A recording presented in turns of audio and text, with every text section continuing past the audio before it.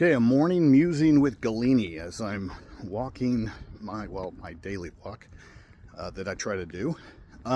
Okay, what is the most important procedural safeguard in this special education process, which also carries over to where it's the most critical component, let's say in a due process hearing, if you require one. It also becomes incredibly important for, let's say, a state complaint, okay, where we don't have a hearing officer, but you have, people within your State Department of Education, taking this documentation and then making a determination on your behalf.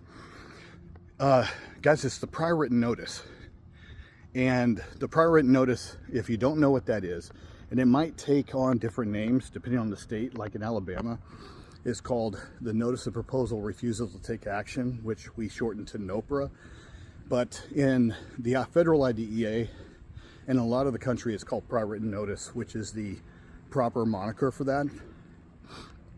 A lot of states, it's a standalone form, separate, and a lot of states have incorporated it into the IEP as an appendage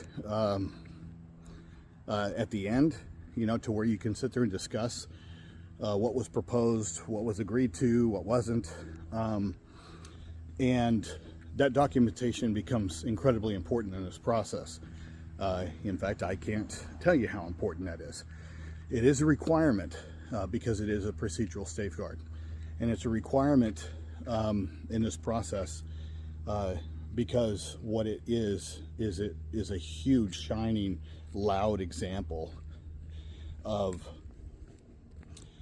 the reality of how much input we have as parents in this process. Even though a lot of you don't feel like it's been respected and that you've been respected in this process, but the NOPRA is there if you know how to use it, or the prior written notice is there if you know how to use it, as a very powerful tool in this process.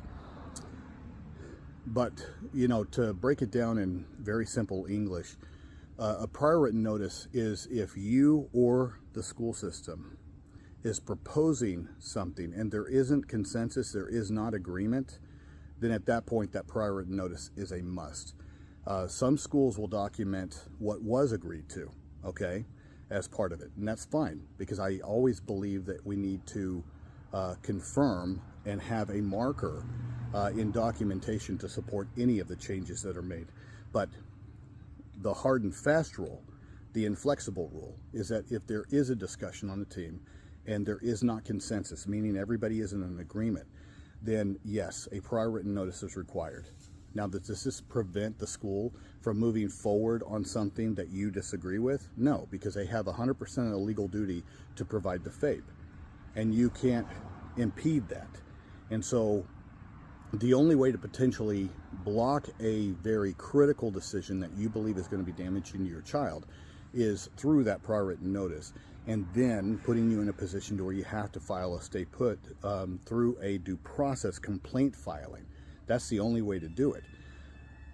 By and large, not everything requires a due process complaint, but that prior written notice becomes very important because we all have a statute of limitations, either 1 year or 2 year, depending on the state. And so when you take that into consideration, you may not be happy with whatever that change is. You may not be happy with whatever is proposing, but having it documented is going to be critical so that you can come back later if it fails and if it's not optimal and they rejected your request.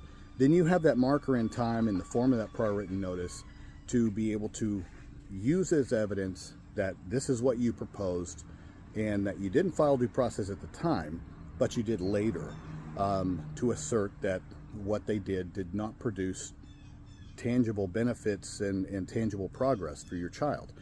The one that is the most critical is when they're proposing a change in placement, especially if it's restrictive and more restrictive. In that way, these prior written notices, guys, they're gold. So if they don't give you one immediately, then guys, use the email system so that you have markers where you've made a request for a prior written notice in areas where you have not agreed with team decisions, okay?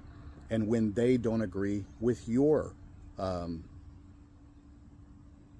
ideas, okay, and what your proposals are. It goes both ways. This is a 50% process on both sides, okay? There you have it. Most important, prior written notice.